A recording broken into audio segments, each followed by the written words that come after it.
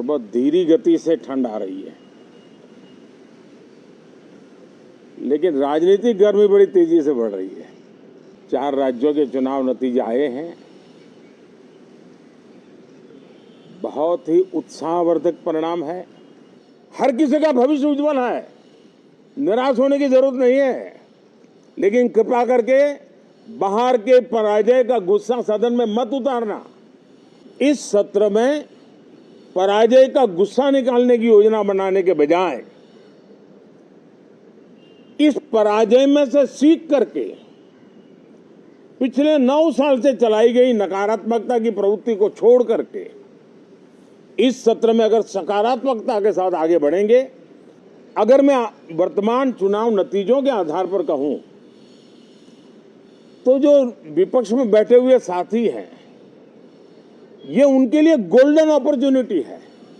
नमस्कार साथियों, ठंड शायद विलंब से चल रही है और बहुत धीमी गति से ठंड आ रही है, लेकिन राजनीतिक गर्मी बड़ी तेजी से बढ़ रही है। कल ही 4 राज्यों के चुनाव नतीजे आए हैं। बहुत ही उत्साहवर्धक परिणाम है। ये उनके लिए उत्साहवर्धक है जो देश के सामान्य मानवी के कल्याण के लिए कमिटेड है, जो देश के उज्जवल भविष्य के लिए समर्पित है,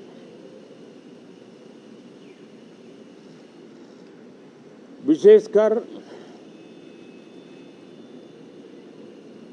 सभी समाजों की, सभी समूहों की, शहर और गांव की महिलाएं, सभी समाज के, सभी समूह के, गांव और शहर के युवा, हर समुदाय के, समाज के किसान और मेरे देश के गरीब, ये 4 ऐसी महत्वपूर्ण जातियां हैं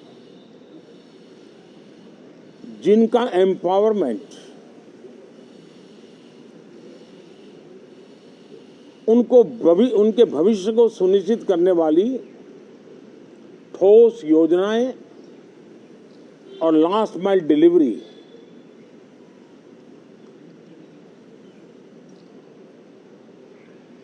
इन उसूलों को लेकर के जो चलते हैं उन्हें भरपूर समर्थन मिलता है। और जब गुड गवर्नेंस होता है, पूर्णतया जनहित के लिए समर्पण होता है, तो एंटी इनकम्बेंसी ये शब्द इरेलेवेंट हो जाता है। और हम लगातार ये देख रहे हैं, कोई इसको प्रो इनकम्बेंसी कहे, कोई इसे गुड गवर्नेंस कहे, कोई इसे ट्रांसपेरेंसी कहे, कोई उसे राष्ट्रहित की, जनहित की ठोस योजनाएं कहें, लेकिन ये लगातार अनुभव आ रहा है। और इतने उत्तम जनादेश के बाद आज हम संसद के इस नए मंदिर में मिल रहे हैं। इस संसद भवन के नए परिसर का उद्घाटन हुआ, तब तो एक छोटा सा सत्र था, ऐतिहासिक निर्णय हुआ था, लेकिन इस बार लंबे समय तक इस सदन में कार्य करने का अवसर मिलेगा। नया सदन है, छोटी मोटी अभी भी शायद व्यवस्थाओं में कुछ कमियां महसूस हो सकती हैं। जब लगातार काम चलेगा, सांसदों और विजिटर्स को भी, मीडिया के लोगों को भी ध्यान में आएगा कि इसको जरा अगर ठीक कर लिया जाए तो अच्छा होगा। और मुझे विश्वास है कि आदरणीय उपराष्ट्रपति जी और आदरणीय स्पीकर महोदय के नेतृत्व में उन चीज़ों की तरफ पूरी तरह निगरानी है। और आपसे भी मैं कहूँगा, कोई चीज़ ऐसी छोटी मोटी आपके ध्यान में आए तो ज़रूर आप ध्यान आकर्षित करना, क्योंकि ये चीज़ें जब बनती हैं तो आवश्यकता के अनुसार बदलाव की भी जरूरत होती है। देश ने नकारात्मकता को नकारा है। मैं लगातार सत्र के प्रारंभ में विपक्ष के साथियों के साथ हमारा विचार विमर्श होता है, हमारी मेन टीम उनसे चर्चा करती है। मिलकर के भी सबके सहयोग के लिए हम हमेशा प्रार्थना करते हैं, आग्रह करते हैं। इस बार भी इस प्रकार की सारी प्रक्रियाएं कर ली गई हैं और आपके माध्यम से भी मैं सार्वजनिक रूप से हमेशा हमारे सभी सांसदों से आग्रह करता हूं,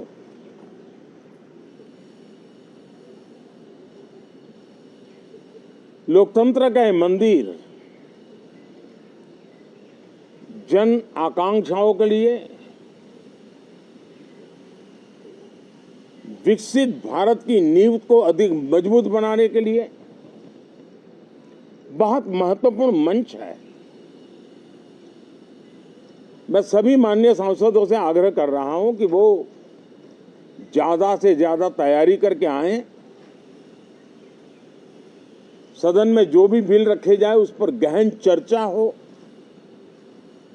उत्तम से उत्तम सुझाव आए और उन सुझावों के द्वारा, क्योंकि जब एक सांसद सुझाव देता है तो जमीनी अनुभव का उसमें बहुत ही उत्तम तत्व होता है, लेकिन अगर चर्चा ही नहीं होती है तो देश उससे मिस करता है उन चीजों को। और इसलिए मैं फिर से आग्रह करता हूं, और अगर मैं वर्तमान चुनाव नतीजों के आधार पर कहूं तो जो विपक्ष में बैठे हुए साथी हैं, ये उनके लिए गोल्डन अपॉर्चुनिटी है। इस सत्र में पराजय का गुस्सा निकालने की योजना बनाने के बजाय इस पराजय में से सीख करके पिछले 9 साल से चलाई गई नकारात्मकता की प्रवृत्ति को छोड़ करके इस सत्र में अगर सकारात्मकता के साथ आगे बढ़ेंगे तो देश उनके तरफ देखने का दृष्टिकोण बदलेगा, उनके लिए एक नया द्वार खुल सकता है। और वो विपक्ष में है तो भी उनको एक अच्छी एडवाइस दे रहा हूं कि आइए, सकारात्मक विचार लेकर के आइए। अगर हम 10 कदम चलते तो आप 12 कदम करके फैसला लेकर के आइए। हर किसी का भविष्य उज्जवल है, निराश होने की जरूरत नहीं है, लेकिन कृपा करके बाहर के पराजय का गुस्सा सदन में मत उतारना। हताशा, निराशा होगी, आपके साथियों को आपका दम दिखाने के लिए कुछ न कुछ करना भी पड़ेगा, लेकिन कम से कम लोकतंत्र के इस मंदिर को वो मंच मत बनाइए। और अभी भी मैं कहता हूं, मैं मेरे लंबे अनुभव के आधार पर कहता हूं कि थोड़ा सा अपना रुख बदलिए, विरोध के लिए विरोध का तरीका छोड़िए, देश हित में सकारात्मक चीजों का साथ दीजिए, अच्छी उसमें जो कमियां हो उसकी डिबेट कीजिए। आप देखिए देश के मन में आज जो ऐसी कुछ बातों पर नफरत पैदा हो रही है, हो सकता है वो मोहब्बत में बदल जाए, तो मौका है, ये मौका जाने मत दीजिए। और इसलिए हर बार मैं करबद्ध प्रार्थना करता रहा हूं कि सदन में सहयोग दीजिए। आज मैं राजनीतिक दृष्टिकोण से भी कहना चाहता हूं कि आपका भी भला इसमें है कि आप देश को सकारात्मकता का संदेश दें, आपकी छवि नफरत की और नकारात्मकता की बने, वो लोकतंत्र के लिए अच्छा नहीं है। लोकतंत्र में विपक्ष भी इतना ही महत्वपूर्ण है, उतना ही मूल्यवान है और उतना ही सामर्थ्यवान भी होना चाहिए। और लोकतंत्र की भलाई के लिए मैं फिर से एक बार अपनी ये भावना को प्रकट करता हूं। 2047 अब देश विकसित होने के लक्ष्य में लंबा इंतजार करना नहीं चाहता। समाज के हर वर्ग में यह भाव पैदा हुआ है कि बस आगे बढ़ना है। इस भावना को हमारे सभी माननीय सांसद आदर करते हुए सदन को उस मजबूती से आगे बढ़ाएं, यही मेरी उनसे प्रार्थना है। आप सबको भी साथियों मेरी बहुत बहुत शुभकामनाएं हैं। बहुत बहुत धन्यवाद।